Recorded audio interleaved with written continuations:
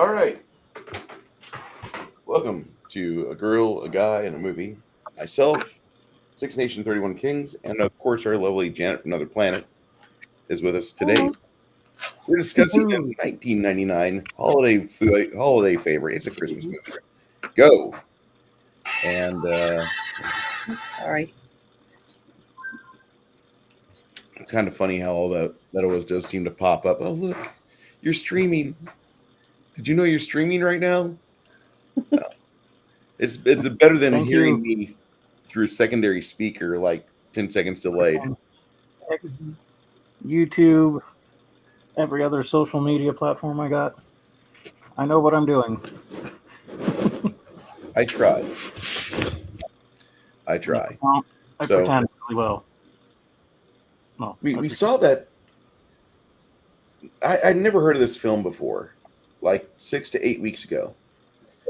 And then a friend of mine said, "You ought to really see this." It was one of those things that Go ahead. Sorry about that. I didn't turned really, it off. like on the airwaves.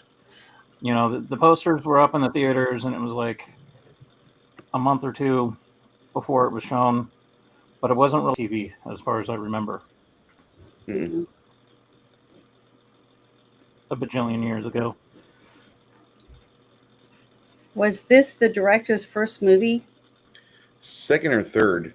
I know there was a movie in 96 called Swingers, and Doug Lyman got a lot of attention for that.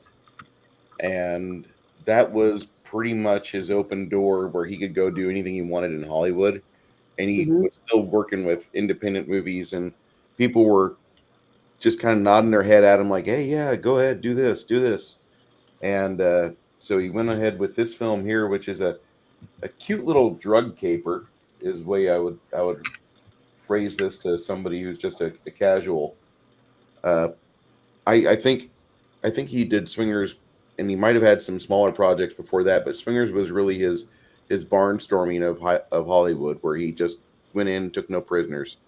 If you ever hear people talk about Swingers, that's like a movie that elevated Vince Vaughn and a few other big Hollywood types into like bigger limelights that they had not achieved as of yet. That was their gateway, and therefore that was Doug's like bursting on the scene.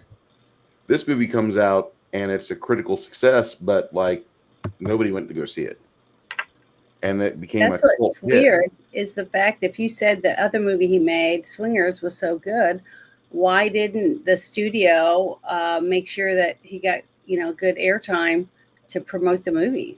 I don't remember this being advertised. That's what I'm saying. I don't even remember the poster. And Sarah Pauly back then looked a lot like the lady I was dating, and so like she would have noticed that at the theater. Like, what do you think about her? You know, wanting to hear accolades because she had low self-esteem. Daddy never praised her. Blah blah blah. And she always wanted to hear stuff like that. And then when Sarah Pauly got to be really big with Dawn of the Dead in 2004, she was like, "What'd you think of Dawn of the Dead?" And I'm like, "Well, you and Sarah Pauly are freaking twins, So I mean, of course, I watched it. So that was just one of those things that I would have noticed this movie just myself. Mhm. And as time has gone on, both of them thankfully have forked in their appearances. And Sarah Pauly, she looks like she's been around Hollywood, although she really had to be cajoled to go film in California because she's a Canadian native, and so for her, like, they had to really sweeten the pot, and they had to let her look at the script a few times.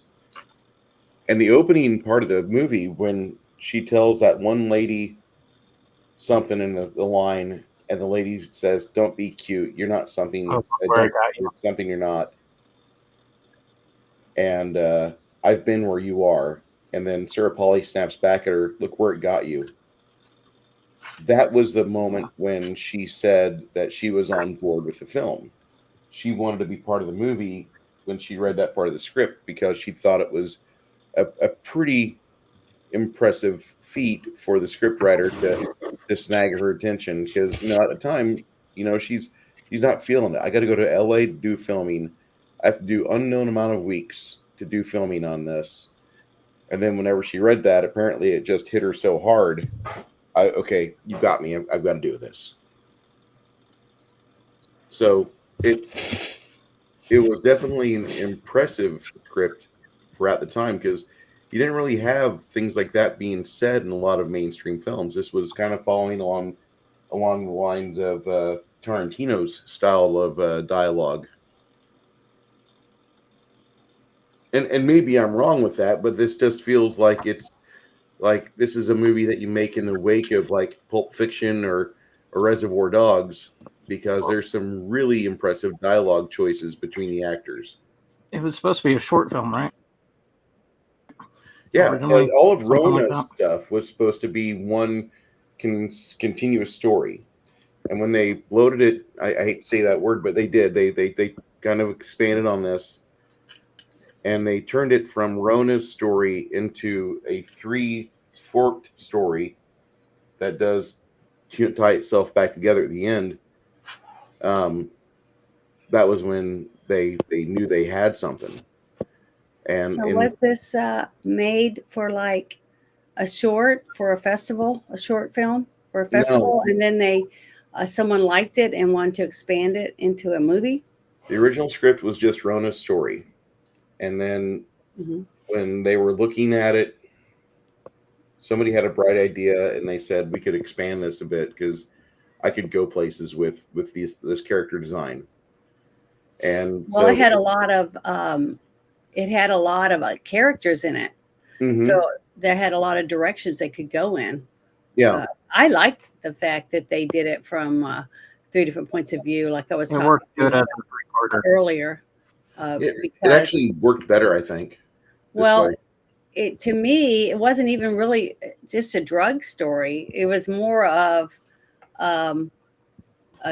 bad choices that young people make, thinking they're going to make a quick dollar. One of them's thinking about how much sex he can get. Okay, but he doesn't have a lot of money, and that to me, that one part about with the British guy. His was more way outlandish than reality, really, for me. Honestly, that was the one problem I had with the movie, was because it's just somebody like that to have that much happen to them. I just don't think there's that many stupid, really dumb bimbos, even back then, that would just sleep with a Vegas? Have you been to Vegas? Yes, many times. Have you seen the herds of single-digit IQ people that wear tiaras on the Strip? Yes, and they think something special is going to happen to them that night. Yeah, the girls, but they're not going to just jump in bed with some guy because he has an accent. Simon was the everyman who, at least I don't Vegas, think because he's heard the story. Now the prostitutes would, because I was getting into the elevator at the Luxor, and we were leaving a wedding, so I was dressed really nice, in a nice long black dress and everything. And a woman came up to me and she tapped me on the shoulder, and I turned around and she was dressed like, she looked like a model, and she asked me if I needed some company this evening, and I was like, not right now, but thank you. I had no idea. And the other people that were with me said that she was a prostitute. I was like, oh, but I didn't even know. But she looked really good for being a prostitute, a call girl, whatever you want to call them. So, yeah. And the girls that he had in the dive bar or whatever prostitute place they went into sure looked pretty good, because when I went to a few of them with friends of mine, well, it didn't look like it from the outside. You know what I mean? It looked dumpy from the outside, I thought, when they pulled up in that real nice car.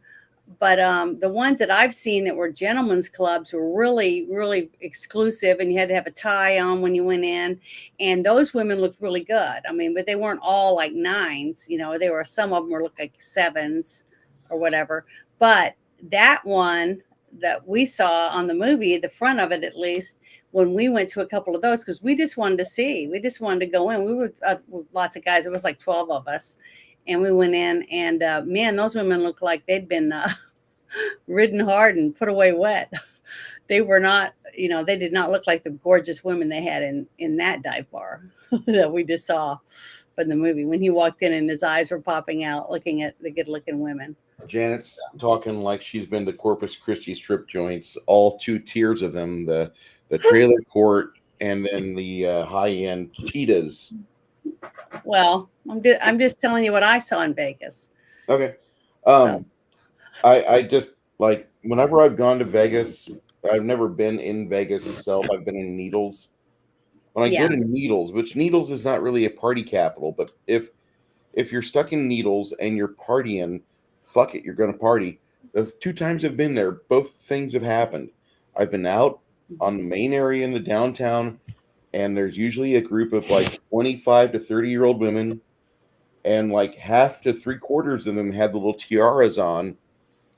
And it's a bachelorette party in progress, and you just kind of try to give it a wide berth. You don't want to get sucked into it. If you get sucked into it, like you're turned into a cuddle partner for like 10 minutes while they stumble down the sidewalk to the next bar, and they ask you to go inside, and you're trying to just get away. And both times I've been to Needles, like I've had that where like one time I got sucked in, one time I was able to navigate outside and like went down an alley, hid in the shadows, held my breath. You don't see me. You don't see me. You don't see me. They move away. Like one of them vomits on the sidewalk and they continue. Like Needles has been like a weird place for bachelorette parties. I don't even like to go within 50 miles of Needles anymore. If Needles is that close to Las Vegas, we're skipping Las Vegas. Because like the wild bachelorette bullshit that happened to me in fucking Needles, when I'm not even there for that. I'm there doing other things. Like I parked a truck outside Needles and I went into town to grab food, took a cab in, was trying to take a cab out, and both times, like, it's depressing. The amount of crazy single wildebeest alcohol people that I find there. I don't know. But yeah, that's also been like 10, 15, 20 years ago. Anyway, the experience that happened to that Brit guy, I could see that happening. Just like I could see every other aspect of this movie happening. And this movie, like, this is like a series of unfortunate events, like Volume 3. Yeah, that's definitely what to me what it was. It just showed me a series of bad decision making. Young and bad choices. Experimenting. Well, the only one that seemed like the dumb one, the dumbest one, was the guy that took the drugs. Say again, Six Nations, you cut out a little bit. Oh, I was just saying that it covers the socioeconomic. I can definitely agree with that. Stay within your hierarchy. Don't screw your dealer. Yeah, and like I said, like about 6 to 8 weeks ago, I was told, I started getting feed from people like, you need to see this movie, you need to see this movie. And then about a month ago, I'm watching Normal World with Dave Landau and Quarter Black Garrett, and they're talking about their favorite Christmas movie, and Dave won't shut the fuck up. He just says one thing. He says, go, go, go, go. I'm like, oh, that's a movie that apparently all the druggies are wanting to watch. Okay, cool. Well, Dave's the next druggie, whatever. If he says it's a funny movie, I'll have to check it out. I laughed about 7 or 8 times in this movie, and not in the ways that you're supposed to laugh, but just from like the worst events that could possibly happen. You get to see in this movie. Bruce laughed. It's horrible, but it's entertaining. When the poor girl gets hit by a car, I'm sorry, I was out of the chair next to it, laughing my ass off. I didn't laugh at that. But I did laugh at the conversation in the car with the young black guy when they were talking about the contact on the guy's penis, all that different stuff, and the way that they talk to each other. Because, honest to goodness, I laughed because I have been in pickup truck with 6 or 7 guys and maybe another woman, another girl, and they're talking like that. They say stupid shit like that, and then how they're mad because the other one's using his story. That's my story. Don't tell everybody it's yours. That kind of stuff. I just thought that whole conversation in that vehicle cracked me up. And was that guy that was saying he that girl's contact got stuck on his penis? Wasn't he in that movie, The Warriors? Wasn't that the same guy that was like, come out and play, clicking his fingers together? I don't think David Kelly was in this movie. It sure looked like the same guy. Maybe it's his son. Look, let me view the IMDb. He just looks very familiar. I'd like to get two of their pictures and put them side by side because, man, that's what he looked like when he was talking. I was like, he looks like the guy from The Warrior, but he can't be. He's younger. So it could be his kid. But yeah, I just thought that conversation was hilarious. I was laughing a lot at that. I like that guy. That actor was really good too. Very believable. A lot of this movie was far more believable than I wanted it to be. Yeah. It really it's sad and depressing to think about it, but yeah, we're all stupid. It really is. This movie is just like I've been in cars where things like this are happening. And I'm sure some of you in the audience. It's not a documentary, but it's pretty damn close. Yeah. Like this movie, they did a really good job. This movie is not too far from reality. That's the bad thing. Well, pretty much everybody. That you had a young situation in the car from Katie Holmes. What's the dude's name? Nathan Bexton. He played Manny LSD.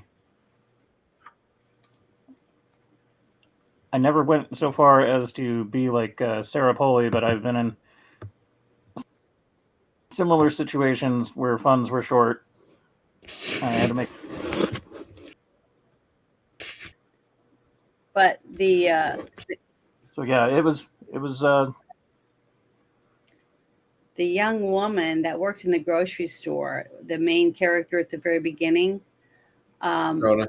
Yes, she. The part that to me that was very realistic about it was the fact that young people like that are haven't been out on their own very long. They're not very good at saving money. They're not very good at planning on paying their bills on time, their car payment, their car insurance. They're always running late on everything. And the fact that she's at work and she's worked 14 hours straight on her job, and tomorrow she's going to be evicted. She's waited that long to pay her rent.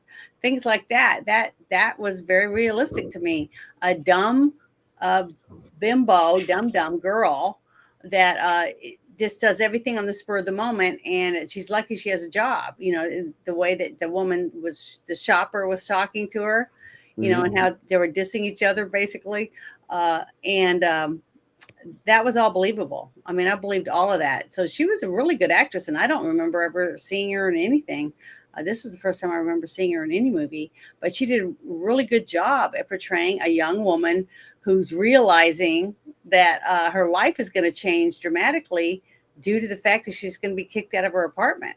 And if she doesn't have the money, they might lock her out and she won't have any of her things, all the stuff that's in her apartment too. So it was like she waited to the very last moment to have money to pay her rent when they've already threatened to say they're going to kick her out.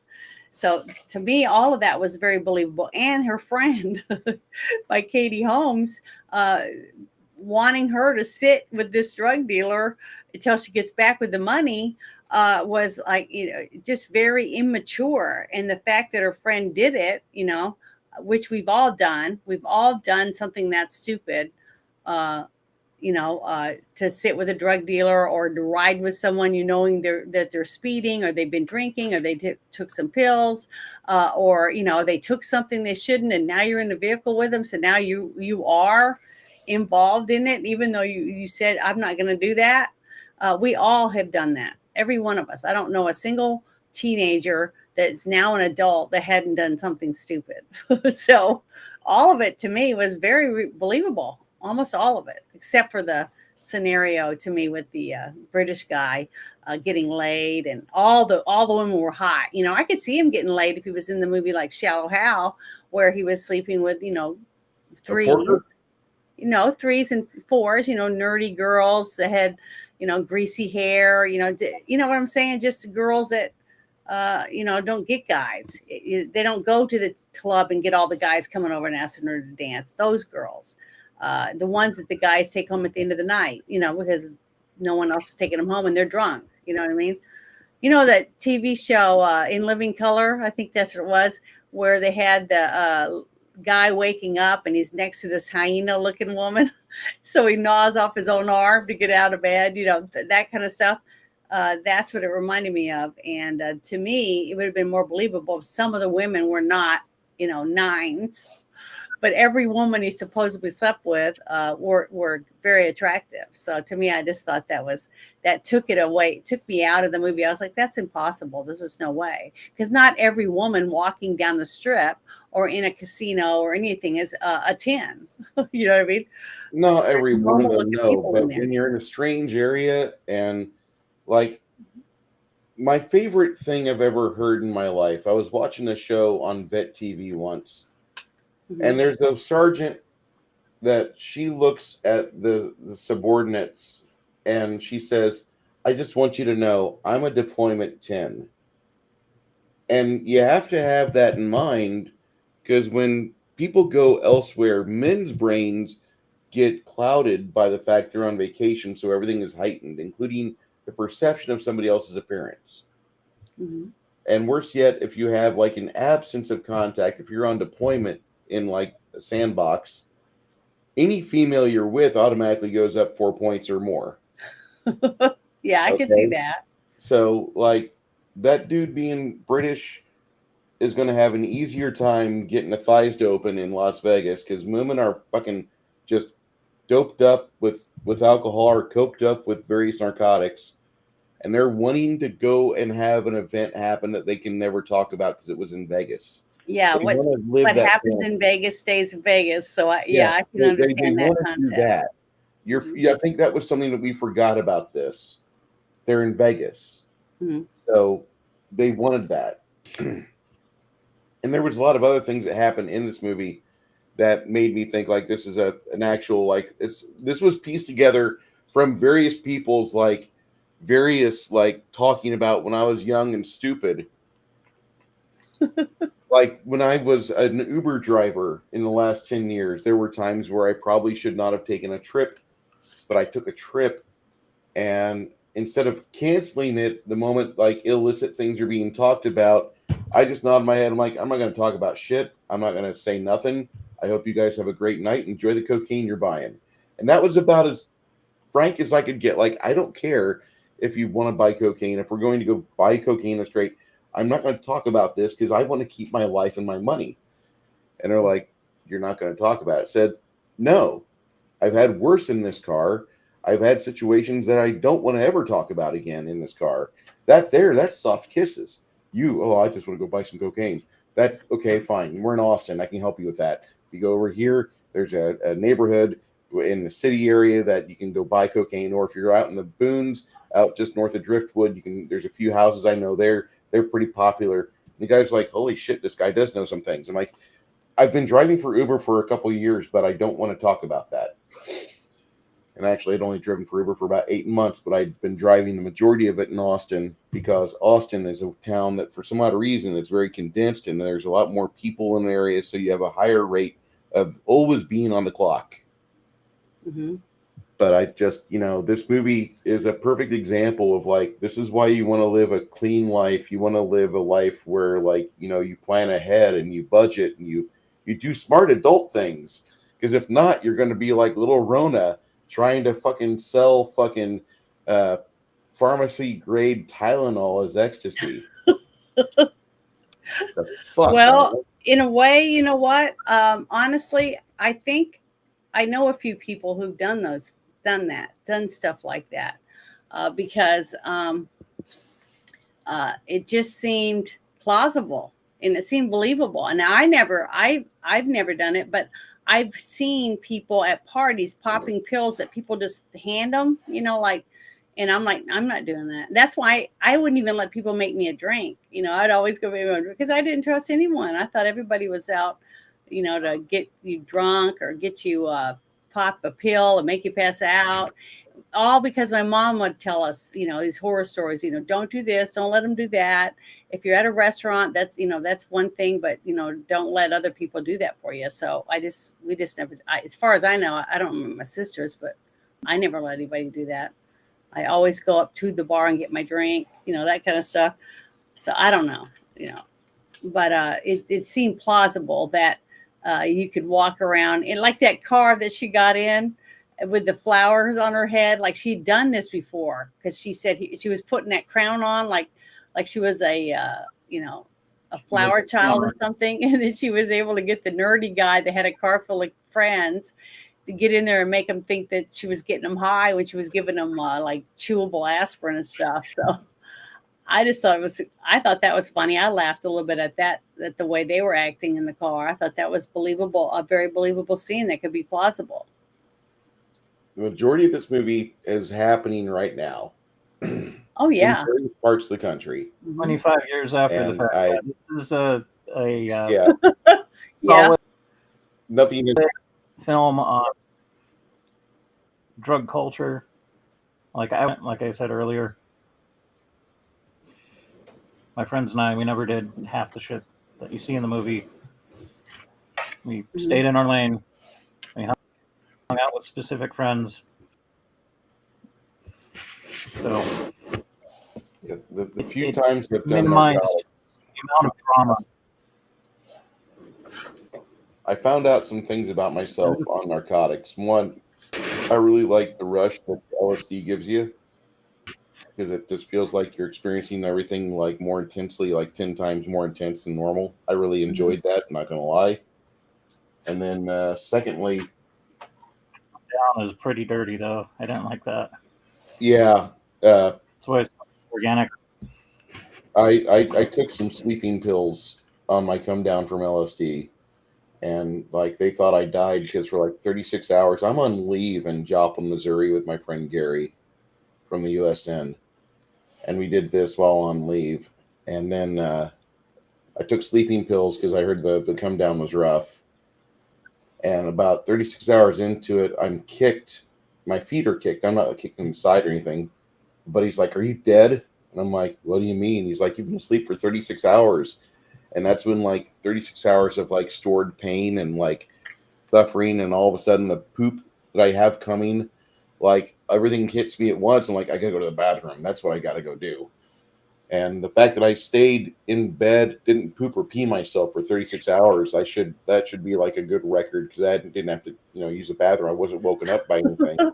yeah. As an adult male, That's like a in freaking- your 50s or 40s, you'd kill to be able to go 4 hours without having to poop or pee. But I'm just saying that things have changed as I've gotten older. And this movie just reminded me of so many mistakes I made in my youth, which there's a lot of them. But Yeah, I this really is the hippie culture of my little neck of the woods.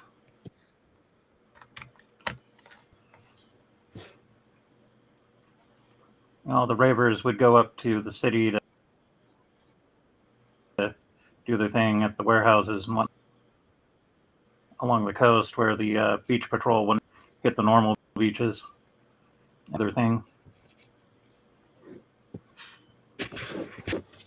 See, part of me says that sounds kind of fun, and then the other part of me that remembers getting high in the woods and then going to Joplin, which is in the Ozarks, and hitting the Ozarks while on LSD, and then going and watching Blade Runner as the final moments of the high, the final hours of the high eclipsed.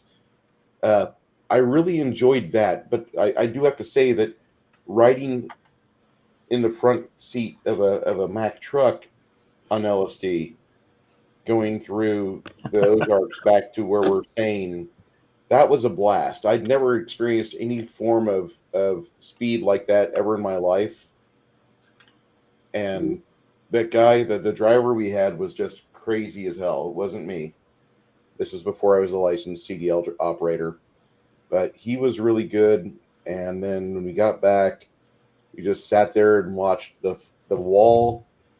And then we watched Blade Runner. And then after that, okay, I can feel like whatever it was, the joys left my body. I'm going to go to sleep for a while and like try to weather this differently. Because everybody else was just going to try to eat their way through it or do various other things, and I thought, no, that doesn't sound fun. And at the time, I was on some drugs, some pharmaceuticals called cybergenics, and so I had gone from like 120 pounds to 150 pounds, and mostly muscle. So I thought I'll just sleep and I'll weather it. When I get up, I'll eat. I've got ham, we've got turkey. I'll be able to be okay. But man, waking up and like having everything flush out, and then being hungry afterwards. I do remember that. But this movie just shows you all the wrong things that could happen, and I really enjoyed it more than what I thought I did. Now, the worst part of the film I thought was Rona's story. Sorry. Yeah, but the part that I thought was the stupidest, or really was just not needed, was the part with the guy that showed up to like he was a cop or something, and made her feel weird, so she went in the bathroom and poured down the toilet. Yeah. That guy. And then when they were sitting at the table and him and his wife were talking about this company that they're working for and how much money they'd made, that really struck a chord, because I had like 5 people I knew during that time, in the late 90s, I guess, that were all involved in Amway, and they were like, do you need light bulbs, or do you need salt? Do you need toilet paper? They were constantly trying to get me to buy stuff from them, and I was like, no, I'm okay. It was just, that part was really funny, and I did laugh when they were like, you're wanting us to sell Amway. I cracked up laughing because that was real. Trying to sell me that shit, and then trying to get you to work for Quickstar. I was like, nope, I'm good. I have a confession to make. I had 2 downlines with like 4 people each in Quickstar. Mm-hmm. And then like I just got tired of it because I had to run out every night. Every night I was out driving an hour away recruiting people for this. And for 3 people I'd talk to, one would join up. And they last like 3 months. And then they get tired of it. Maybe they didn't see the money turnover or whatever it was, but they just quit, which I understood. Like, if you don't have money, you don't have money. But after like 8 months of that, I was like needing to fix my truck and, get some things worked on myself. And then my upline was like, why aren't you working so hard for us? And then they just fucking vanished on me. Like, they didn't want to help me out. They didn't want to like help me with an oil change or something. And I was like, really? I've been your main workhorse on this side of the state for over half a year. You fucking leave me out to fuck you, And I feel really bad. I felt really bad about the people I recruited, and like they went further in debt. And I felt really bad about that. I did get them recruited into another multi-level marketing system called Primerica, which was not Amway, but it was selling financial products for people. Like if you needed life or health, if you needed a mortgage, if you needed investments, Primerica was a really good way to go at the time. And they had really good returns. Like there were lots of pyramid schemes going on. That one was in the 90s and early 2000s down in New Orleans for sure. I mean, it seemed like everyone was in something, something like that. And that the guy at the very top made all the money. And as long as you were working at getting people underneath you, you would make a few dollars. But the thing is, I even tried it once, and it was, I'm trying to remember what it was. It was baking products, like pans and bowls. Yeah, it was I'm trying to remember the name of it. And you'd have parties, and I would get people to book a party. It was something bakers, or I can't remember. I'd have to look it up, but that's what it reminded me of. And I did do that, and I made some money. I made a few $100s a month, off of it. But man, honestly, it was like Mary Kay or any of those things. You have to do it every single day, all day long. It's like these people on Twitter right now, or X. That's all they do. They sit and they tweet and they tweet and they tweet and they tweet and they reply and they retweet and they tweet and they tweet, and they get mad at each other because, let's say I'm on like 7 different platforms, and I'll see a post on, let's say, Snapchat, and I think it's cute, so I'll share it, okay, on my X, or I'll share it on Instagram, and then I'll get a message from someone on X saying, "Why did you steal my thing from X?" And I'm like, "What do you mean?" I said, I tweeted that yesterday, and you didn't even share it or anything. I said, "Well, I didn't see it, but I saw it on Snapchat." "Well, yeah, sure you did." And then they block you, and I'm not even monetized or anything. It's ridiculous. I mean, how stupid it is. And that's why I laughed about it, because they're at this table. And this whole time I was thinking he was a cop and he was trying to set them up, to catch them selling drugs or buying drugs or something like that. And the whole time they were looking at him to maybe sell products. So I thought that whole thing was just hilarious. And the fact that I knew so many people that were involved in those pyramid schemes too. And a lot of people had the garage filled full of shit, to sell to other people, because this one's going to sell, because your person above you or 2 tiers above you would say, if you had a lot of toilet paper or light bulbs or different things like that, that's something people need all the time, and you can sell it really quickly, this kind of stuff. So it's like people had tons of stuff in their house, filled with that junk. What I liked about Quickstar was you got everything off the web, so you didn't have to have like a storage shed full of shit.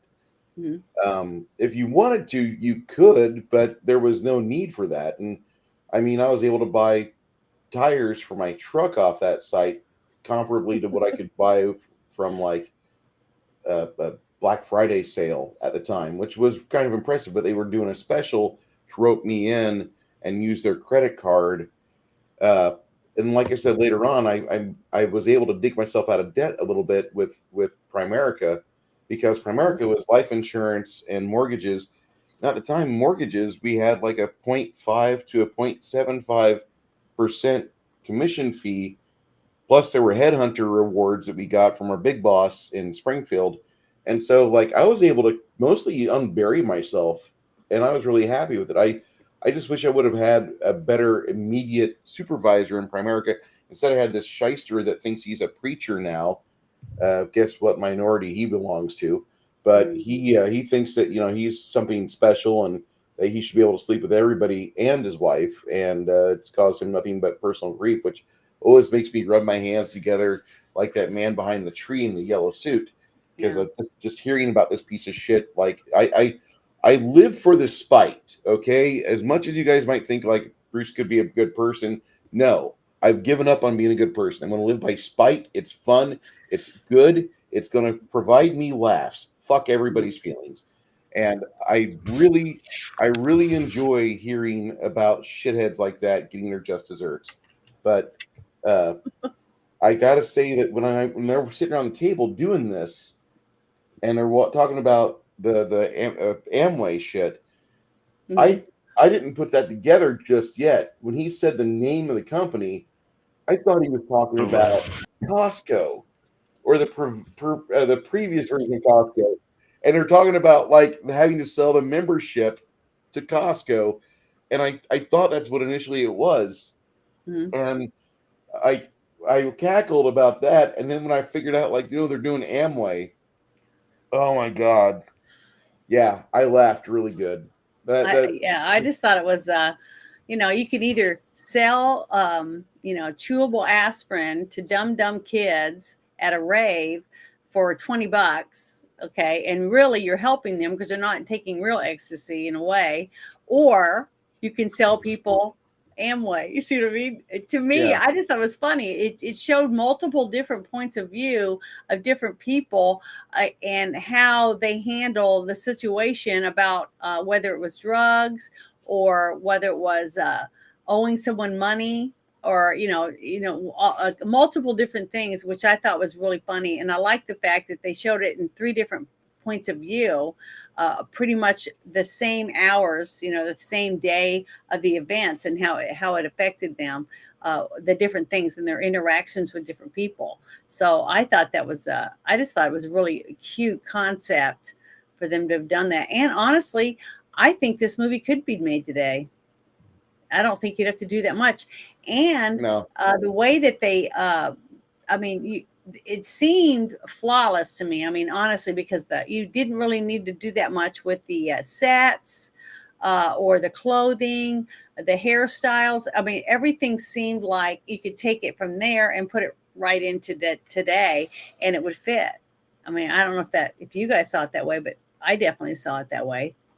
Same thing Peter with the Carr was kind of a personal touch.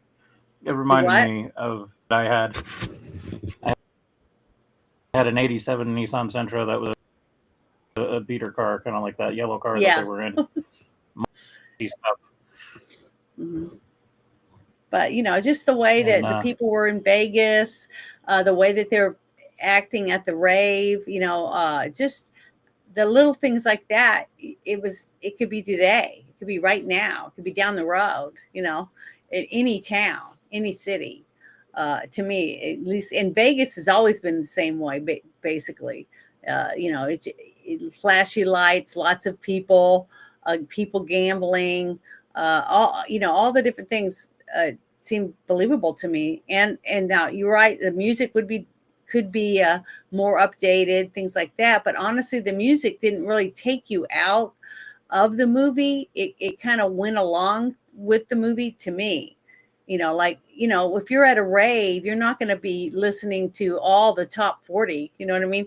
You're going to be playing the music that whoever's in charge of the music, probably what they think everyone wants to listen to, that type of thing. So you're going to have a mixture. You're going to have some rap, you're going to have some country, and you're going to have a little bit of pop.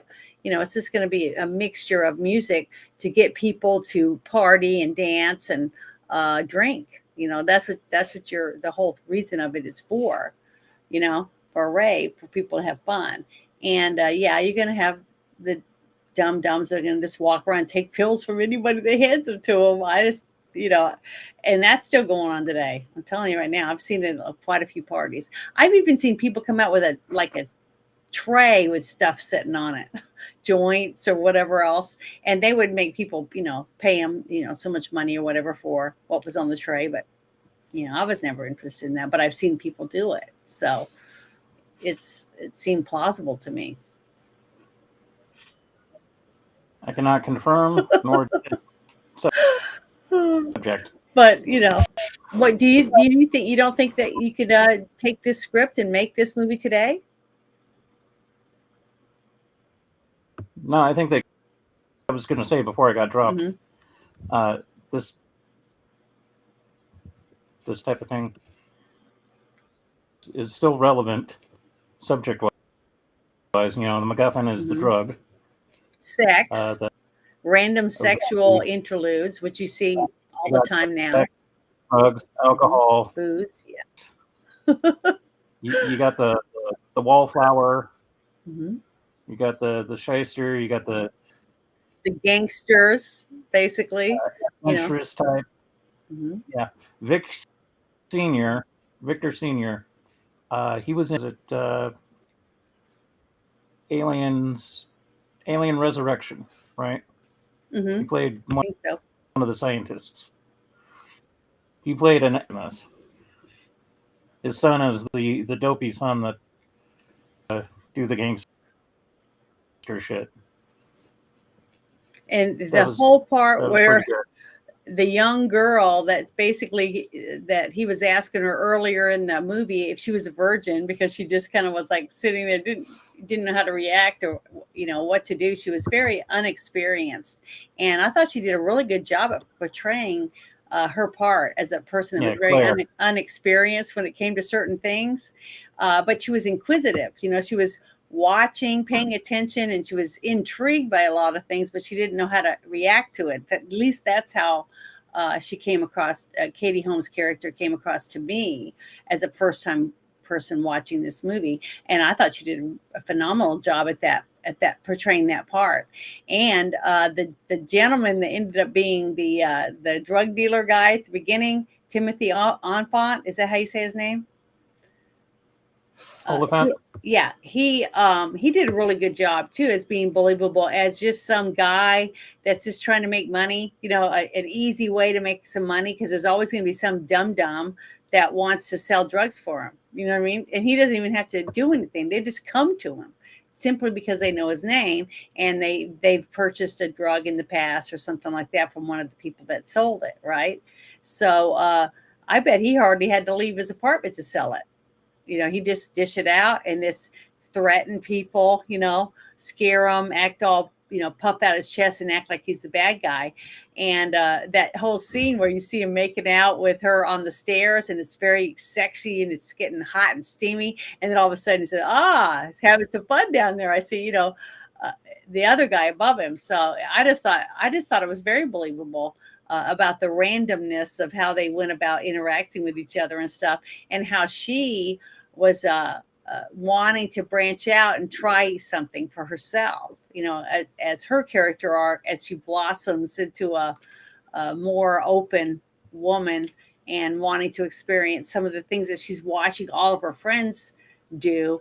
And not so much as jumping into the drugs, because I didn't see her wanting to do drugs or anything, but to experience what it was like. More of the social thing, She was more wanting to experience what it was like to sleep with a hot guy that she didn't really know, that type of thing. So I don't know.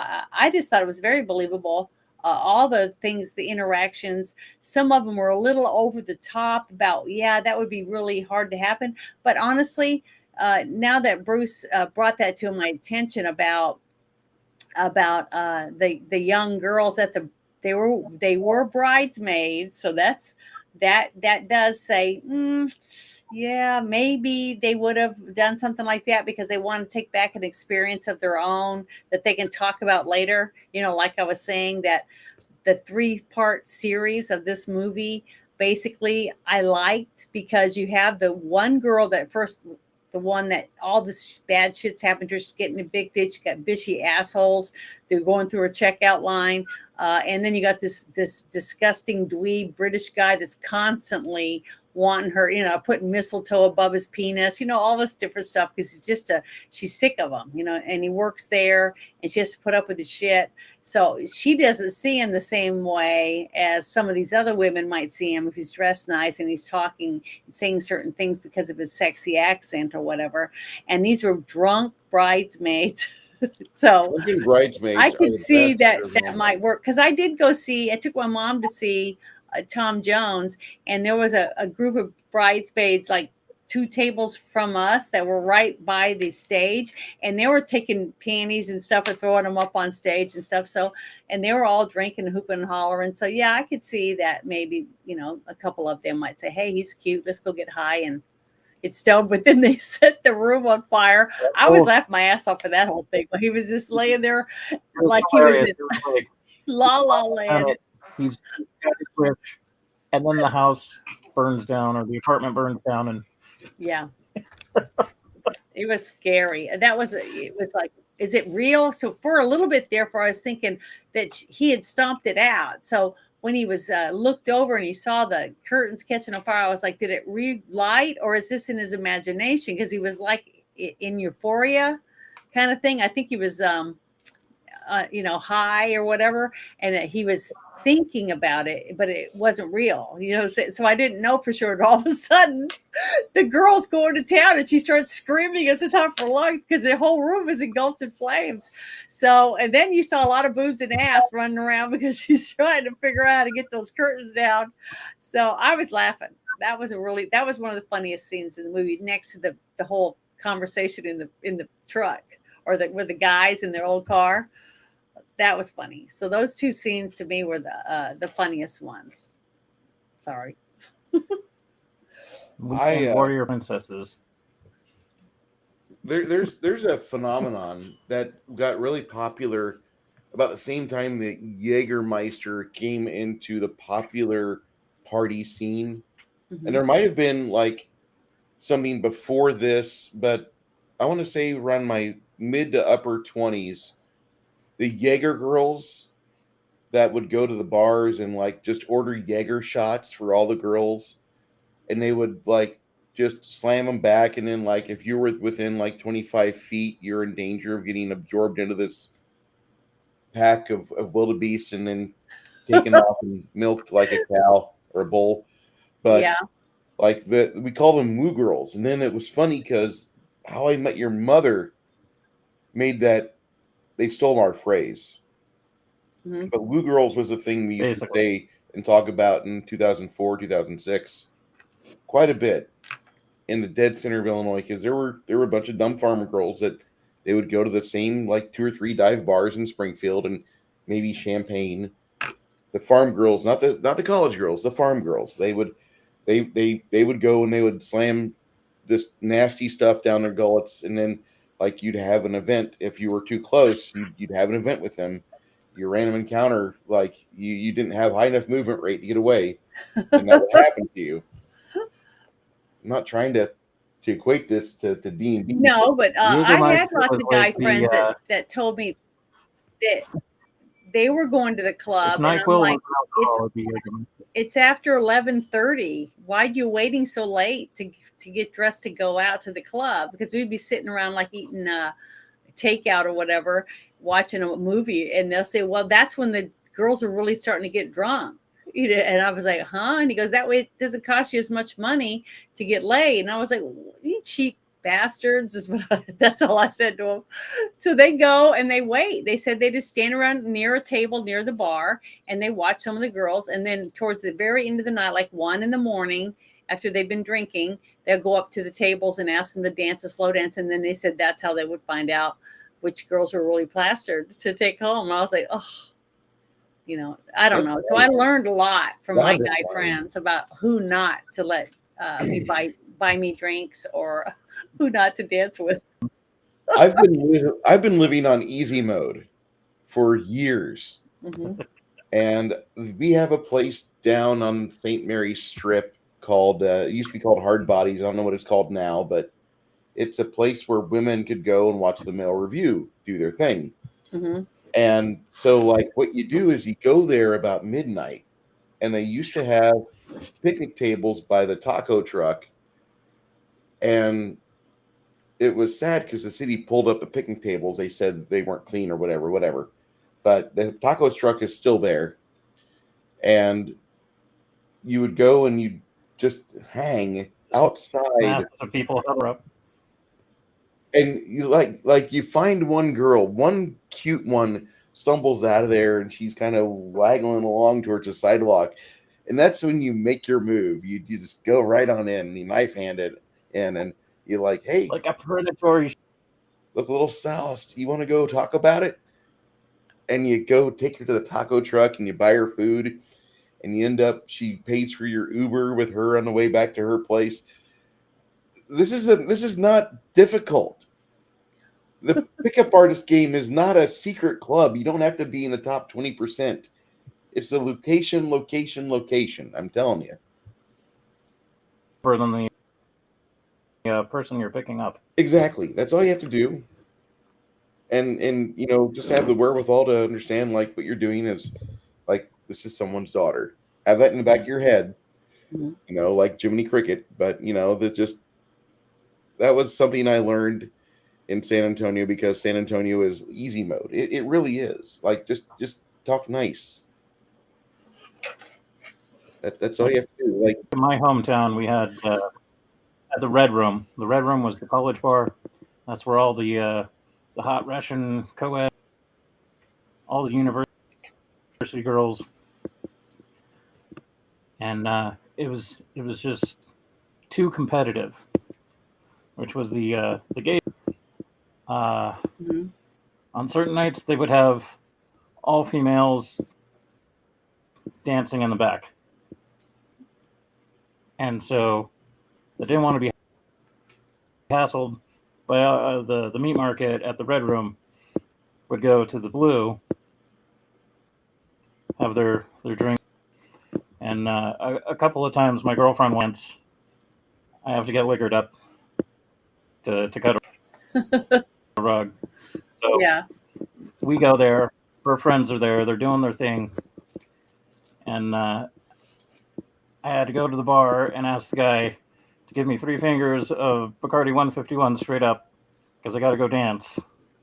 I want to make sure that everyone's having a safe time, but at the same time, I got to be somewhat sober enough to get a taxi for us.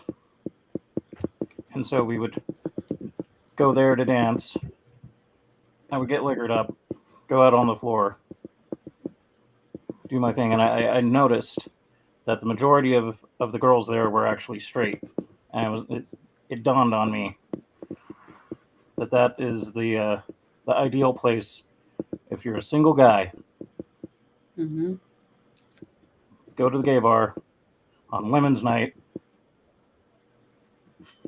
You'll have a better chance. Be an asshole about it. That's right. We would go. Be smooth. My girlfriends and I, we would go to a couple clubs, and they were gay. There were gay bars, and they would have like drag shows, like the drag show. And then after the drag show, they would have like ladies night, where like drinks were half price and stuff like that. And we would go and hang out at, just like you said, hang out and dance and drink and have a good time. And it was nice because sometimes you just got tired of the grabbing and the groping, all that kind of stuff. And you just wanted to laugh and hang out with your friends. And every so often we would meet a guy that was just there with other friends, and he wasn't gay, but they were, to see the show.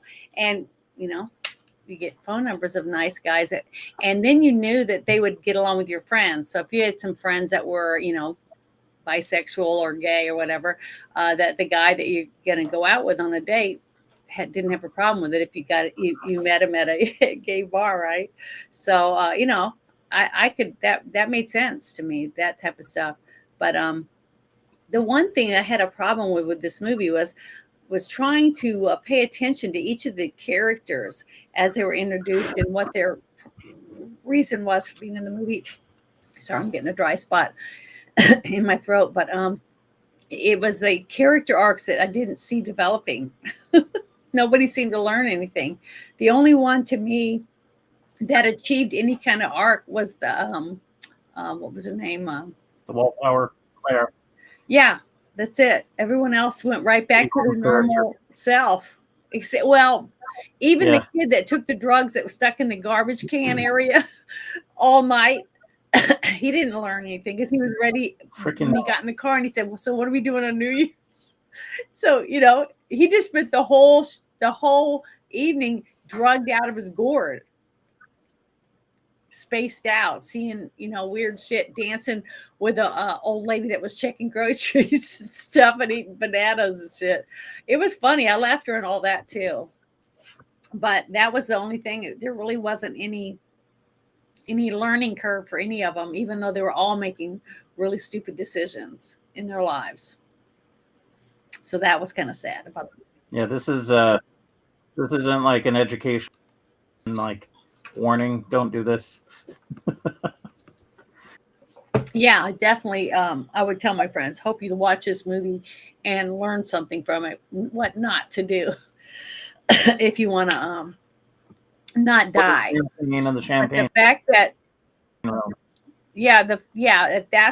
that was what I was trying to find, a champagne glass, and I couldn't find one. I was going to hold it, but I thought this movie was really well done. Doug Liman is a very talented director. He understood the assignment fairly well. The one thing I found kind of interesting is that at the start of the movie, we are shown Rona's place of business where she works at, that little rundown store. mm-hmm. And this was supposed to be where we meet her, and it's not supposed to look in the tippity top shape. It's supposed to look like it's been past its prime. Rona does a good job of just kind of moving around, and the camera does a good job of pivoting around, following her through the corridors and into the customer area and back in the break room, etc. Mm-hmm. But the thing that I enjoyed about reading about this, was that they gave money to the owner of the store because they want to film there. And so the owner of the store is like, oh my God, let me get this charted up for you. And he starts working on it, starts doing all the stuff. And here comes Doug Liman. And he's like, no. He gets you want it dumpy. He gets some people in there to dumpy it up a bit like it was when they first arrived.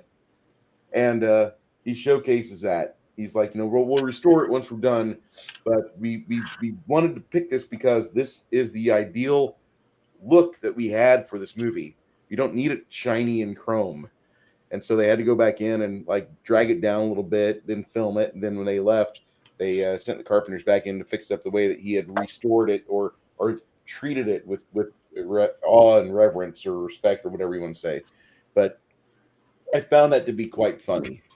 And I've seen that happen with various things here in the community where I live now in San Antonio. Whenever there's been a film project going on, people immediately start dumping money into something, and here comes the DP, and they're like, "Don't do that. Don't." Well, a few of the things that I've been involved in, they have a location scout that goes out and they take pictures from outside, inside, trying to find what the director is looking for different scenes, of the movie. And then they go back and they show them it and they'll pick out what they like. But also, it's not just that. They find a store or a business that they want to use in there. They also have to have somewhere very close by for parking, for like the wardrobe, RV, all the different things they're going to need. Crafty, they got to have a place to set up a tent, whatever it is that they're going to be doing for the scene itself. How many characters are going to be filmed there? There's a lot of other things that go in along with that. But also, I've seen them go into people's homes because a lot of people will take pictures of their basement, their outside of their home and things like that, and put them online in certain areas so that you can shop your house basically to be used in movies. If you have the house that it's big enough to accommodate a lot of people going in and out, lots of cables and lighting and stuff like that. But and they'll go in and they'll redo it. They'll go in and they'll take cabinets out, move things around, and then they'll put them back up again, and have professionals come in and fix it up, make it look really good. So it just depends, because if you've got a basement that looks like it's from right out of the 1970s, I would say take pictures of it and put it online, because it could be in a movie one day. That's a unique thing that they're looking for, because it's cheaper to go in and use someone's basement than it is to build a whole new set or something, depending on if there's anything else around there that they're going to use, or if it's close enough where it's not going to cost them an arm and a leg to put people up in hotels and things like that. So I thought that they did a really good job at making everything believable. All the sets, the scenery, where they were. When they did the scenes from Vegas, it really seemed like they were possibly in Las Vegas to me. A lot of this movie was filmed with guerrilla style. He didn't have a lot of permits. He didn't have a lot of permit money to do things. What he had money to do was pay his crew and his cast to overtime. Mm-hmm. So he did that a lot. But he did not go out and ask for permission to film at a lot of various places. A lot of the stuff you see in Vegas is on the street with a handheld or shoulder-fitted camera, where they're doing things like in. Yeah, we did those. We did a few things like that. And what we did was we took these prop-up little signs, and it said, "If you pass this, you will be filmed," or whatever, you will be on camera. And we'd set them up and stuff like that. And then after the person walked through, there'd be a person at the end, an AD on either end, and they would say, would you sign this? Make them sign it, since they walked through the scene, even though, and then a lot of people would just go around because they didn't want to be in there or whatever. But, there's lots of ways to work around all that type of stuff, depending on, what type of stuff's going to be. Now, if they were going to have explosions or a car crash and things like that, that would all have to be done with, stunt people and things like that. So it just depends on what type of scene you're filming. But I just thought it was very believable. I mean, it looked like just regular everyday people interacting. That's why I was surprised that the movie didn't make more money and that I'd never heard of it, because it had so many names in it, Well, their names now. William Fichtner was not a big draw back in 1999. But you just said that the director had a hit, before that. 1996. That's barely enough time for it to get any dust on it at Blockbuster. Mm-hmm. Keep that in mind. He was only in the game really for 3 years or 2 years when this is coming out. It's just interesting. The casting was able to get this many talented people to be in this one movie, and none of them were very big yet. Well, Tay Diggs is in it, and he was fresh off of the movie, off the Broadway series Rent. Melissa McCarthy is that Yes. who I saw? Uh-huh. This is her first film. Yeah. Got Sarah Polley. She's very, very well known up in Canada at this point, but barely known in America. Timothy Olyphant. This is the first movie I've seen him in chronologically. I did value him in Hitman. I did like his role in that. He did good. But I was really surprised that somebody else mentioned Hitman, because that's not a movie that I watch with a particular amount of pride. It's a good action movie. It's a popcorn flick. It's not a movie I want to watch and be like, well, if you come over tonight with your finest 3-piece outfit, Six Nations, we're going to be watching the fine caliber film Hitman. I liked Hitman. I went to see that, and I thought he was really good in it. I thought it was a very well done movie. But that's what I'm saying. That was the first movie I ever saw with him in it, where I recognized, that this guy is going to be in other movies, because Six Nations. I liked him in this movie, but what really sold me on Timothy was Justified. Like, that was absolutely one of his finest roles. Which one? Justified. The television series. I just loved him, and I thought he was just really good. He did another movie after Justified, a TV series, something about Las Vegas or something. I just thought the whole show was stinky. Now, I don't remember the name of it. He was in Die Hard 4, and I thought he did pretty good with Die Hard 4. I didn't see that one yet. It's not part of the Holy Trilogy. Okay. Yeah. I saw it at the drive-in. That's Die Hard 4. It was okay. He was in the original trilogy. Vin Diesel. He was in Dreamcatcher. Holy shit, he was in Dreamcatcher. Yeah. He was in Gone in 60 Seconds. And like before that, he really wasn't in a whole lot of stuff. He was in the First Wives Club, which we'll never watch on this show. Why not? Now, watching this movie, we like watching movies I enjoy, or movies like you already saw the First Wives Club. I found that movie to be boring as hell. I think I saw that movie, but I really don't remember that much about it. A Bette Midler film about divorcees. Yeah, sounds like ejaculation material there. So it's definitely a woman's movie. Yeah, Diane. I had Bette Midler, Goldie Hawn. Flashback of American Was that Beauty. the one where they were falling apart and they had a morgue boyfriend that used to fix them up? It was the guy from Die Hard. He was in it. I can't remember his name right this second. No. He's married to Demi Moore, where he was. No, it's not Bruce Willis in this movie. Okay, Bruce Willis was the one that fixed him up. It was. That's not this movie. Okay. He used powers or something on them and made them look beautiful, even though they were falling apart. So I can't remember the name of it. So watching this movie go, and having the drug culture and all that of American Beauty, and how creepy space to the kid to get his dope from.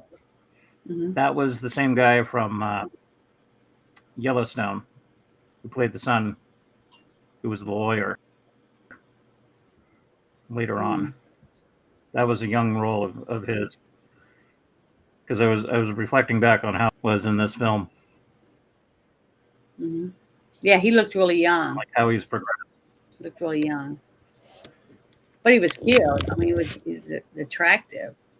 So, well, according to Katie Holmes, he was only a mid. He was only a what? Only a mid. He was only a mid. So like 6. Probably because he was a drug dealer and she didn't really care for criminal types. Although they were bumping uglies later on. Well, I don't know. I thought that the people that whoever the casting director was, they did a really good job at picking each person to portray those different characters. Because the characters were, as I watched the movie unfold, I believed that they could be those people. You know what I mean? And the scene that Yeah, it they was- did where the car ran over her while she was standing there thinking she's about to be shot was freaking realistic to me. They did a really good Granted, job. it was a Miata. So there wasn't any real damage, just some bruises and some cuts. Well, it was still believable to me, the whole thing. For 13 months, the Crafting Gamer has been a member of this channel at the Somehow I Have a Fan level. If you do appreciate what we do here, that's what I tell you. Go for the dollar amount. Don't go for the $10 amount. We only have one of those. He's in a special position, and he's in a. Flady's also one of those guys that if like he ever called me up at 3 a.m, I'd ask him what's going on because like it's Flady. Mhm. Crafting Gamer, I would probably answer the phone with too, but I mean, I don't expect people to get memberships. That's awesome. Thank you, sir. You did not have to do that, and I appreciate it truly. He's a good guy. He is. I have some kind of breaking news here. I don't really want to detract from our award-winning conversation on this drug culture movie, which I really enjoyed more than what I probably should have. But Jimmy Carter died. Really? Yeah. Finally, Yeah, he apparently died, and they I mean- reported at the quarter after mark in the 3 o'clock hour Central Standard Time. other than dirt. Yeah, he was at the century mark, which I got to say that he did pretty good making it this far. Rosalind died back in November. The fact he was holding on for whatever reason, God rest his soul. I really agree with him, but he did do Habitat, right? Something like that. Yeah, Mhm.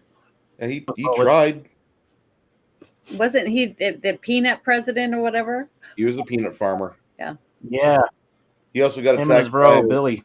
he got attacked by a wild French lop in the wild, and then he killed it with an oar because he was out in the lake at the time. The rabbit was rabid, apparently swimming towards him furiously, and he whacked it with an oar. And then he also is one of the few presidents that filled out a UFO sighting report. Mhm. Go ahead, try to prove me wrong, look him up. But that's things that Jimmy Carter did that were not involving Those same instance of tanking the country. Like I said, God rest his soul. He tried. He did some pretty good things. I don't think he was a really bad person. I just think that the way he went about things. Well, you got to remember, it's just like any other president. It's who they have around them Yeah, that influences them. So if he'd had a different group of people, he might have made a lot more better choices. I mean, the first round we be a had. naive statement, but I think it's more rotten now than it was during his time. Like, it was probably pretty bad, but now we got all this wonderful to launder money, various things. Yep. But You had to actually work for your grift back then. yeah, my mom liked a lot of things that he did. That he was very personable and things like that. That he was a true blue Democrat, whatever that means. My mom said that a lot. But you got to remember, my mother was from Texas, and most of her family were Democrats, almost all of them. So,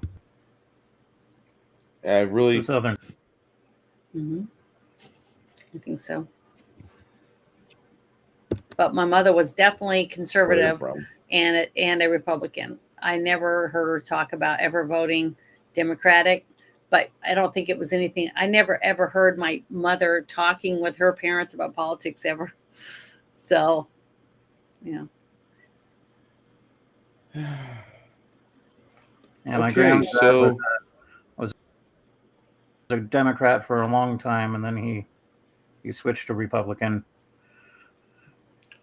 I've never heard of that And most movie. of my family is conservative. I'm going to Google it right now because I love bad movies, Yes, he does. A gnome named Terror Norm? Train was it. I actually today I watched Pandorum again, Mhm. and that movie is still gnome. holds up. A But Troll in Pandorum Central wasn't a Park. real bad movie, though. I think you rated that movie higher than you rated Midnight Meat Train. Yeah, it definitely was better than Midnight Meat Train. I thought I just said Terror Train, but that's another movie I would like to watch. The one with Jamie Lee Curtis, and it has David Copperfield's in it for a very short time, and it's a very well made, I thought, horror movie that deserves. What was us that? to watch. Virus? I think it was called Terror Train. I'm thinking of the boat with the organic Russian monster thing. I don't know. I actually have found a Troll in Central Park. I'm going to make sure that that's the proper runtime because it says an hour and 12 minutes. Is that right? Hmm? That's a short movie. What could go wrong? Yeah.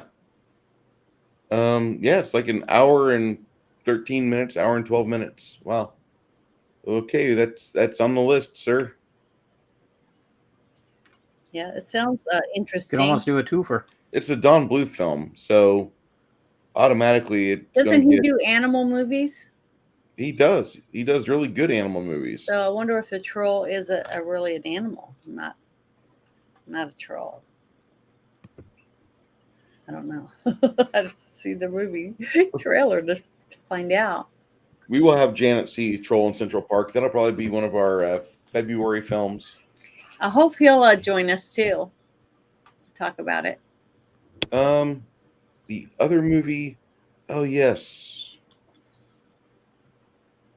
Night of the Lupus. I have to put that in there. Yeah, we haven't We're seen going that to watch yet. It's about the one about the rabbits. Genetically engineered bunnies. DeForest Kelly's finest role. He's in it. Up there with Yes. Attack of the Killer Shrews. Well, I was a little kid when I Food of watched the it. And I Gods. remember my dad brought us rabbits home. Not, a few months later, and we were like, we don't want them, Mom. So, One of my first pets was a rabbit. Little white bunny, named him Thumper. but what was sad was my dad was jungle survival, right? So when he would bring home random pets, rabbits or rats, okay, all the babies, they would all go to work with my dad. And he'd feed them to the snakes and stuff where he worked. So he never had to worry about him having, us having 100 rabbits or anything. But that's when we decided, well, maybe we shouldn't get another pet like that. I'm not a fan of rabbits. That's all I'm going to say. I've eaten rabbit. Rabbit tastes pretty good. They taste all right. That's where I can go with that. Yes. They're very nutritious. If you guys have seen the movie Go from 1999, go ahead and put your fan your very very legitimate critiques of it in the chat. No matter if it's thumbs up, thumbs down, 99%, 5 stars, A+, or C+, whatever it is, however you rate it, put it in the chat. I'll have Janet read this off for you because I think this movie warrants some discussion. I think this is a film that you actually could watch yourself and really get some enjoyment out of it, and that's really that's something I think a filmmaker or cast member would want to hear. Yeah, I recommend any young couple that has young children right now to watch it, just in the fact to realize what goes on with teenagers. So be prepared. No, I'm just kidding, because I'm sure if they're young, have young kids, they've been there. So it still resonated well with me when I first saw it. Seeing it 25 years later, I'm now getting closer to Get Off My Lawn. So there's a little bit here and there. Mm-hmm. Like I didn't really care for the soundtrack. Not to say the soundtrack, but it was out of my current tastes. And back then, like I really liked Deep Purple. So that was cool. The rest of it was like in the background. I didn't really key into the soundtrack, but it's not to say that the soundtrack was bad. On a D, easily 70s, upper 70s. Mm-hmm. It's a good film. It's not blah. It's actually got some funny parts. It hits the drug culture perfectly. Mm-hmm. You get to see some young actors and actresses before they and the dialogue was really cool. The way that they were bouncing conversations off. It was almost Tarantino-esque in that way. It's a good film. I recommend people watch it and make a popcorn movie night out of the whole ordeal. Yeah, I agree. I thought the movie was very entertaining. I really, to me, it didn't, say, oh, I gotta, this isn't what I want to see or anything like that. I thought it was very lifelike. It seemed very believable. The characters. Now there wasn't really a single character that I just pulled out and said, oh, I really can connect with that character. But I did like certain aspects of different characters and how they interacted with each other. The whole best friends with the four guys that were in the car that were constantly talking about their penises and women and their escapades, they really came across to me on screen as real friends. I don't know, they just seemed like they really got along, that they had good chemistry with each other, the way that they badmouthed each other, all that stuff. It seemed very believable to me for the guys. And I really do think this movie could be made today with very little taken out and changed to fit today's young people, because I really believe that it was very believable about what it's like to be in your 20s, your early 20s, and having to get out on your own and pay your way and work and fit in partying along with trying to be responsible to have your own place.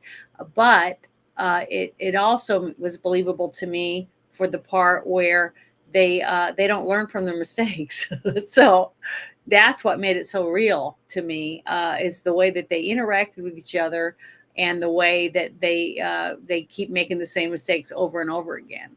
That's real life, and it really does represent that. I think even today, how old is this movie? You said 20 something years.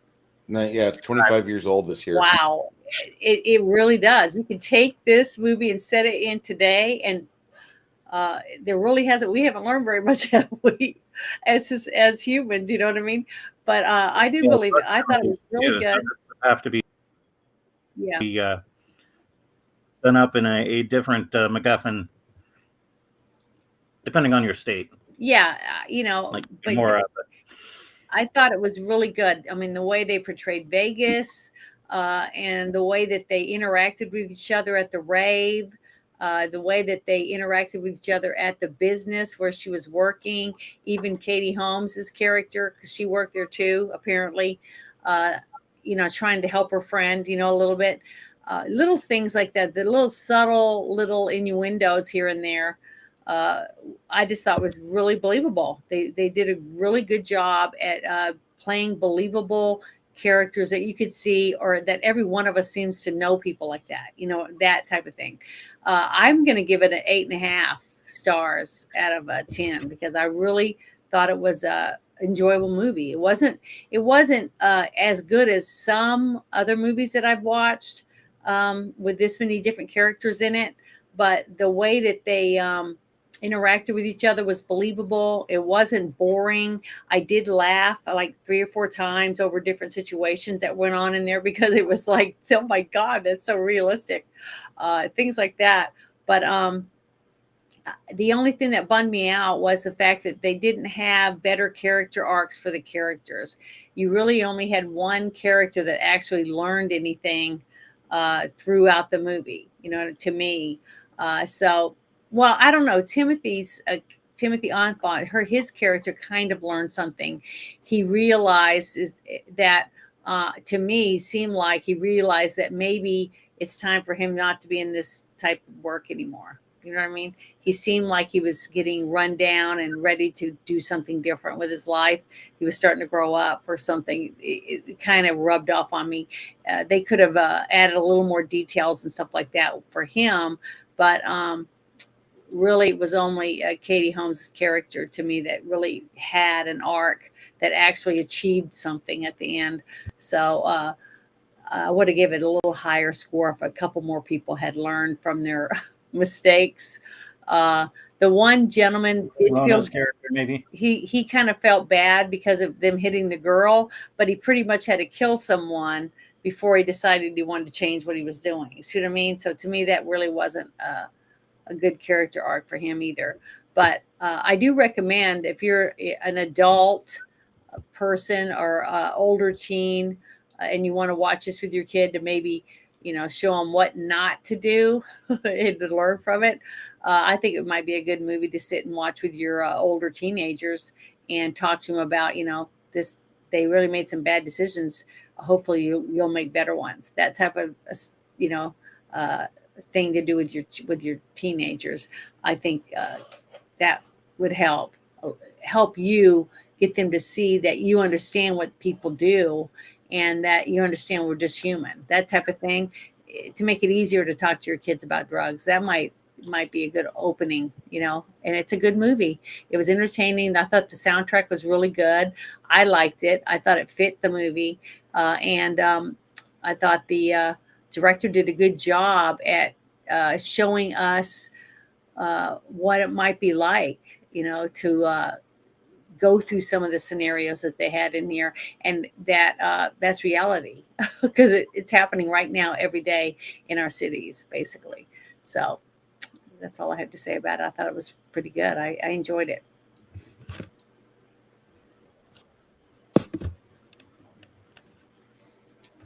So I just remembered a movie and I can't remember the name of it. Cripes. I'm gonna have to look, but it was kind of like a more serious version of Go. Mm-hmm. And when I figure out the name, I will recommend it to you. For that one that we watched with the 5 guys and they had Christopher Walken in it and they kidnapped him. Suicide Kings. Oh, you're talking about Suicide Kings. Yeah, Suicide Kings. And see, that was a similar to me when it came to, maybe having to deal with your friends in a bad situation and how you're going to handle it. But instead of it all happening at one time where they're all working on it, it was 3 different points of view from 3 different people. So they went about the way that they portrayed and showed what was going on differently. You could have done that with that other movie with the Christopher. What was his name again? Damn it, I messed up. Christopher Walken. That Christopher Walken movie, and showed us at different angles or different points of view from the different guys that were in that movie, and that would have been a pretty good way to have done that script too.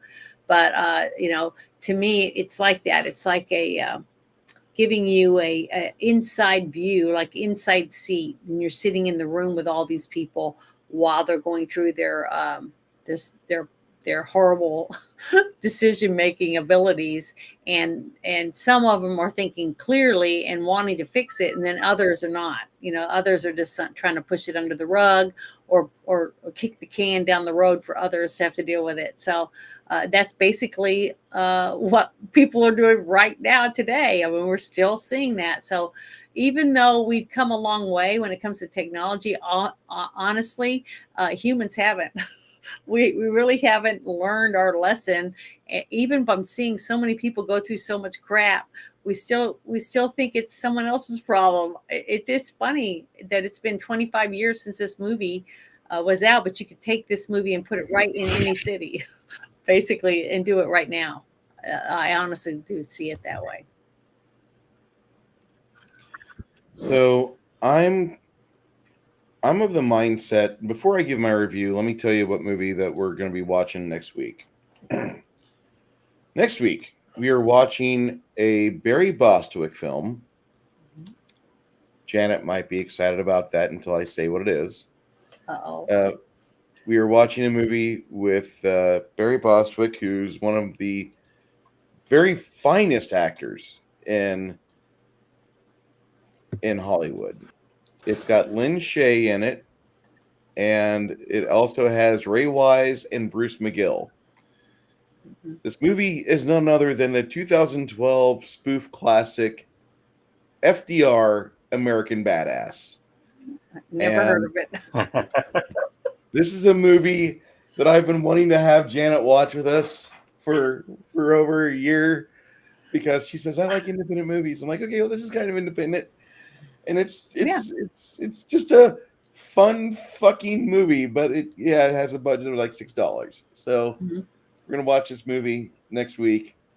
Come on into my Discord. Sometimes about those are the best. 12:30. The wheelchair of death will be ridden, and like this movie here is while it's one of my favorite bad movies, it's also a movie that every pathetic fucking 5th edition D&D player that forces the game to have them in it instead of them role playing something else. They're forcing their bullshit on the rest of us in the hobby. Yeah. And so if you're upset because like the wheelchair fuckers are no longer wanting to play big, buff, and strong people, now they want to be wheelchair warriors in your D&D game, this is the movie responsible for it, because this movie was a spoof.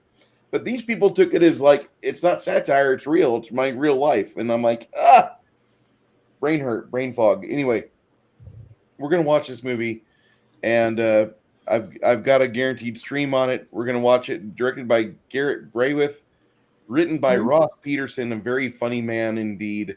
His podcast isn't as funny as I'd like it to be, but there's a few good chuckles every podcast I've listened to. Most comedians that have a podcast that are on the regular do not have a funny day every day. They will have like one or two good fucking original bits come out of their mouth for 30 seconds. And then it's just like talking about what I ate last night, and like they share their wife and they show off their kids or whatever. But Ross Patterson's generally a fairly good guy. He's funny as fuck. And he plays a pretty good role in this movie. But I'm looking forward to Janet seeing it, and looking forward to having you guys there to discuss it with us. 2 weeks from now, this is the 5th of January, the 12th of January, we will be watching Ace Ventura Part 1 from 1994. I think so. We're going to watch that. And That'll be fun. Get that done right. And then we'll just cruise through the rest of the list that I have here. If you guys have any suggestions in chat, go ahead and throw them out there, and we'll get those copied into the new Google statement, the new Google document that I've got that will go with me wherever I go. But I'm looking forward to. I wanted to let everybody know that we watch the movie in Discord, in Bruce's Discord, before we review it. So if you want to watch one of the movies with us, you just send Bruce a DM on X, or me, or any of us. Janet's good. And let us know, and I will make sure you get the link so you can watch it with us, because it's a lot of fun to get to watch some of these movies, especially, if we've never seen it, or if it's one you've seen before and you just want to see it again. It's just a lot of fun, and it's quiet, and, it's just us in there. And, it doesn't cost you anything except for your time. So, just join us and have a good time, and then join us afterwards. You can talk about what it is that you liked or you hated about the movie, because we love to hear what you have to say. Really do. Now, my final rating for the movie Go. This is not a movie that I would have normally watched under most pretenses. It definitely held my interest throughout the second and third parts. The part that they were talking at first was the impetus for the entire movie, Rona's story. I felt that was the weakest part, and I love Sarah Polley because she usually does a good job as an actress, and even behind those cameras, she does and actually I feel a better job. She's one of the few female directors out there that, when you find out what she does, you don't say things like, "Oh, but she's a woman director." No, she's a fucking good director. It doesn't matter if she's got a badge or a peen. The competency is what matters. Mm-hmm. And so, with her behind the camera and a lot of projects nowadays, she does really good with that. And I'm really happy that she grew as a person and got better at the vocations she wanted to. But I really, I have to say that this movie here is not her strongest performance. For her performance that I thought really knocked out of the park, you'd have to go to 2004 James Gunn movie called Dawn, or I think it's Dawn of the Dead or Day of the Dead, one of those two. We're at the mall. They're at the mall with Ving Rhames, and that's really. I was going to say, Go ahead. 1988's The Adventures with Terry Gilliam directing. Great. That movie. was an early film of her as a child. Great film. Really? Well, so. That's another movie Uma Thurman. I want to watch is The Bridge to Terabithia. I want you to put that on the list. And The Night of the Comet. Those two movies. Alice. That was the other one. Because they pop in my head, when you're talking about different things, and normally I would write that down, but since we're having to redo the list because it got lost. It didn't get lost. When I stopped being a payer of StreamYard, yeah, it kind of fouled things up. Well, it's okay. We'll just have to redo it. Yeah, and I've got it set up now, and I love Google Documents because as long as it's working, like whenever I shut the tab, it saves. I love that, and I've never had it where it didn't save everything.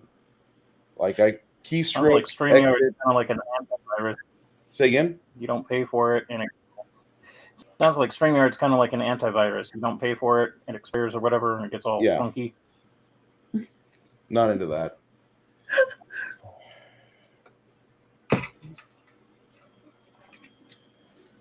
Janet's bazookas direct men into positions. By the way, Janet does have a Patreon, I might say.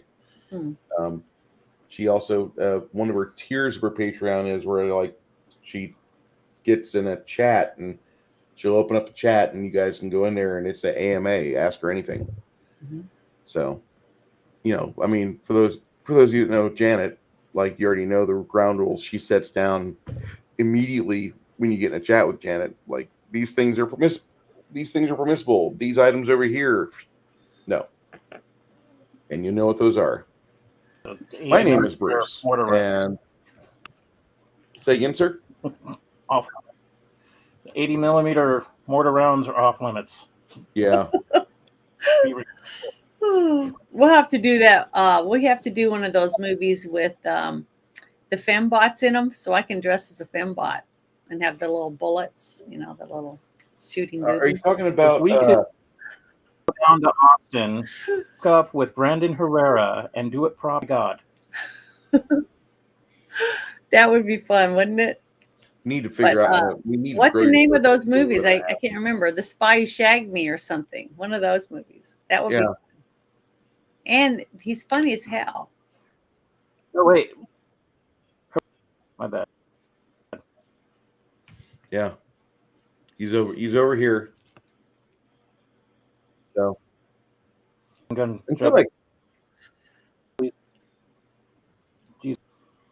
until next week, we will be back here to watch and review FDR American Badass. I highly recommend you guys get involved with that. If you want to watch it with us, Janet's already giving you the instruction. Contact her, and you'll be routed with me and with Six Nations and the others in the chat as well.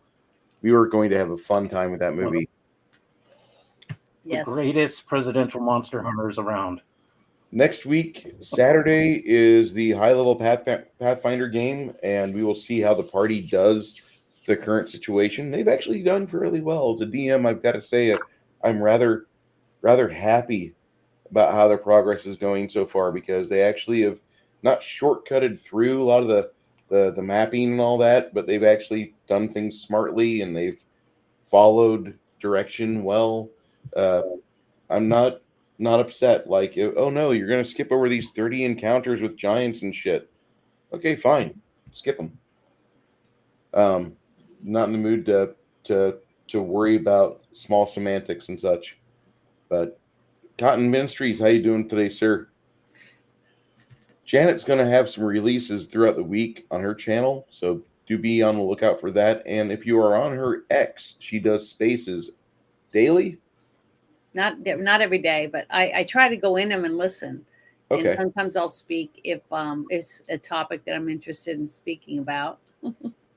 Well, it's going to be very So, interesting. are we supposed to address Cotton as Father Cotton now and not Papa Cotton?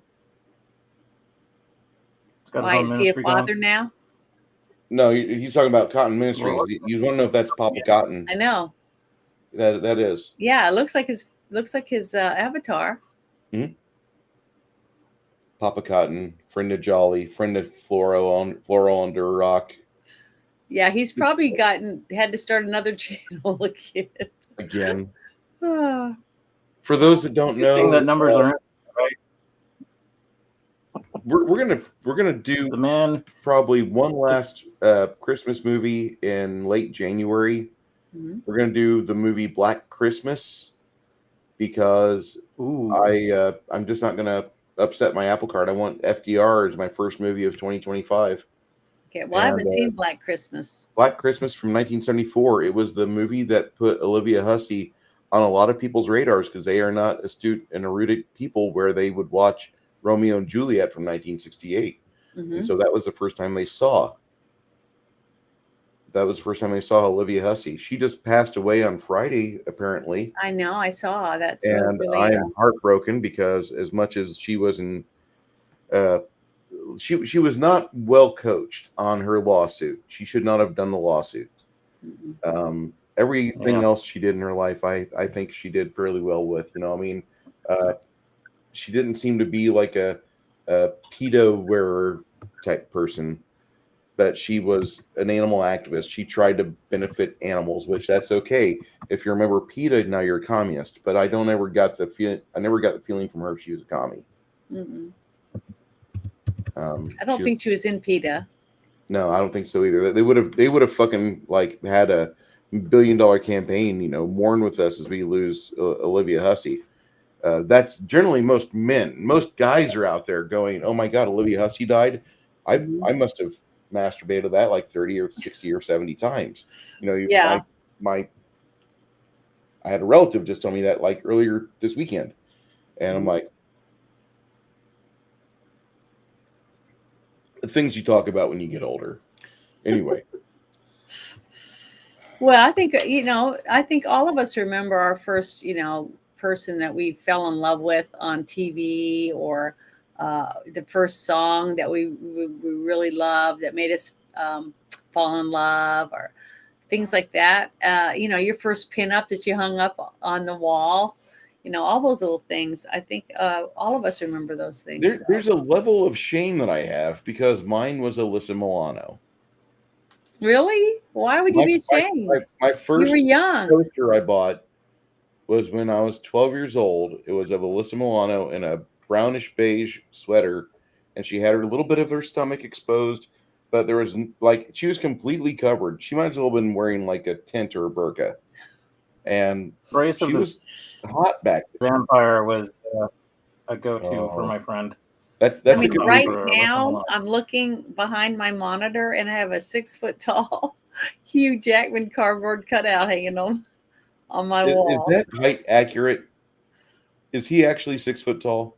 I don't know, but that's how big this one is. I don't know how tall he is for sure. I know he's taller than Wolverine would have been. He's not an accurate Wolverine. Yeah, he's 6'2". Glenn Danzig would have been. Needs to be. Oh, yeah. But I'm just saying, and I'm not a little kid. I have a cutout of a man on my wall. So, there's nothing wrong with that. Yeah. If it makes you happy at the time, why not? What's wrong with it? Well, back in the day, I had a crush on Alyssa Milano, like most boys that had Tuesday nights available just to watch Who's the Boss. Mhm. And then as you get older, you realize what a treasure Mona was on that show, and she was amazing.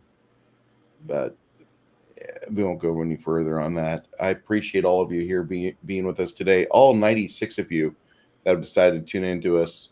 For those on my channels, for those on Janet's, thank you so much for being here. Yeah, thanks. Six Nations, you want to escort us out, sir? Sure. Don't forget to tip your waitress. See you next Sunday.